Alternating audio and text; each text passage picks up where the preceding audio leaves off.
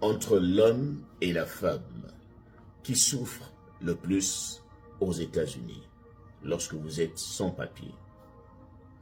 Mesdames et messieurs, bonjour, j'espère que vous allez bien. Aujourd'hui, nous allons parler de deux situations, la situation de l'homme et la situation de la femme. Laquelle des situations semble avoir moins de problèmes, moins de soucis, moins de stress? Est-ce que c'est lorsqu'on est un homme ici aux États-Unis et qu'on est sans papier que notre situation est meilleure que lorsque nous venons ici en tant que femme? Alors nous allons d'abord prendre le cas de l'homme. Lorsqu'un homme ici est ici et qu'il est sans papier, c'est à lui d'aller vers la femme. C'est à lui de faire le premier pas. Parce que généralement, c'est l'homme qui drague la femme. Alors, lorsqu'on est sans papier, est-ce qu'il est facile pour un homme, par exemple un Africain, de draguer ici, d'aller vers la femme, et surtout, sachant très bien qu'il n'a pas de kaolo? Est-ce que cette situation peut être plus facile? C'est à lui d'être accepté. Il va aller vers la femme, il va aller aborder la femme. Parfois, les choses ne vont pas se passer comme il le veut. On va lui dire beaucoup de non, mais il va attendre le bon moment pour qu'il tombe sur un oui. Et là, pour que le oui soit effectif, il faudrait que la femme qu'on drague vous trouve dans son... par exemple, trouve que vous êtes de son genre. Donc, elle va vous accepter. Par contre, pour la femme, c'est l'homme qui va vers la femme. C'est-à-dire, si une femme est ici et qu'elle est sans papier, elle va attendre que ce soit les gens qui fassent les premiers pas. Surtout que si c'est une Africaine, elle est habituée à se faire draguer, mais lorsqu'elle va arriver dans ce monde-là où la drague est un peu plus difficile, c'est-à-dire les hommes ne draguent pas de la même manière.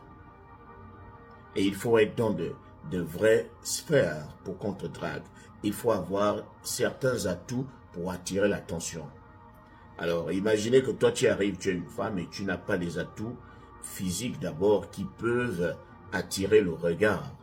Ça va être difficile.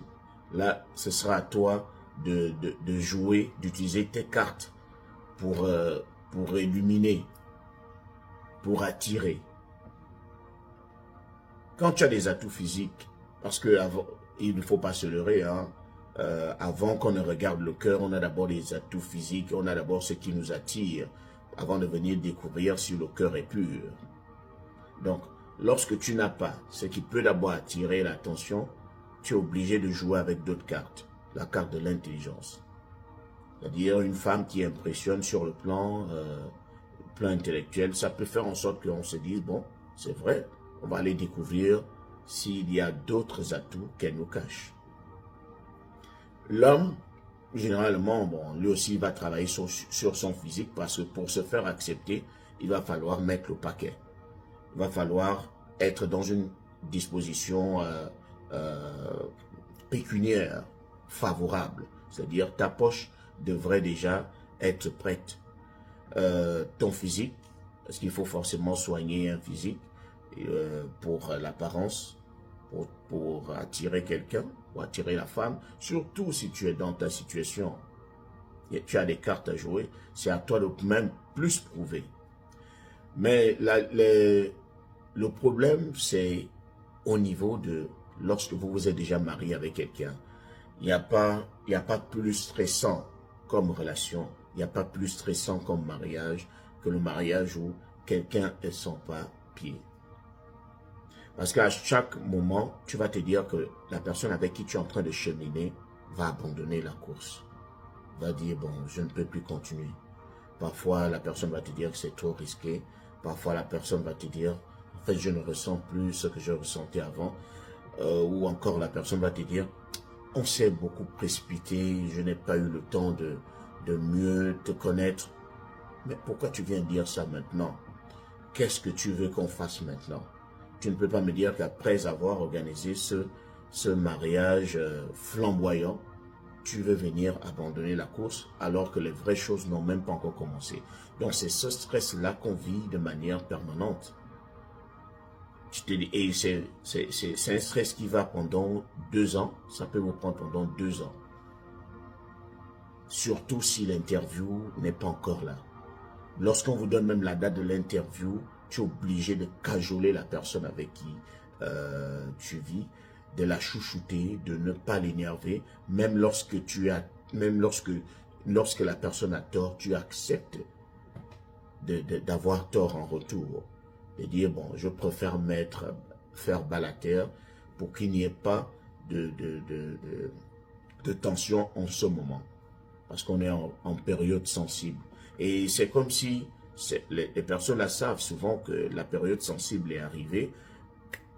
Elle, si ce n'est pas du chantage, bon, si tu ne me donnes pas ceci, moi je ne vais pas, je continue pas la route. Si tu n'es pas doux avec moi, si tu ne me donnes pas l'argent, je vais acheter une nouvelle perruque, par exemple.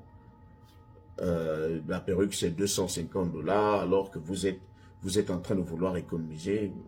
Maintenant, toi, tu ne veux pas mettre madame fâchée parce que vous êtes en période sensible. Vous êtes en train de préparer votre interview.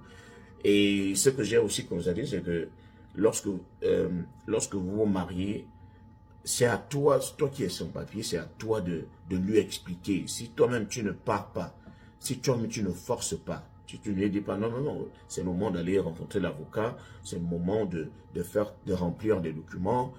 Si tu ne le fais pas, eux, parfois, ils ne savent pas. Ou puisque ça ne leur enlève rien du tout. Eux, ils ne se sentent pas gênés. Si toi, tu ne montres pas que tu es plus motivé, rien ne sera fait. Parfois, eux, ils dorment même. Hein. Ils oublient que tu as envie de mieux jouer ton rôle dans la famille. Tu as envie de mieux l'aider. Par exemple, si tu es une femme, tu as envie de travailler aussi pour mieux apporter le pain quotidien sur la table. Parfois, eux, ils oublient. Si tu es marié à un Américain, il va dormir.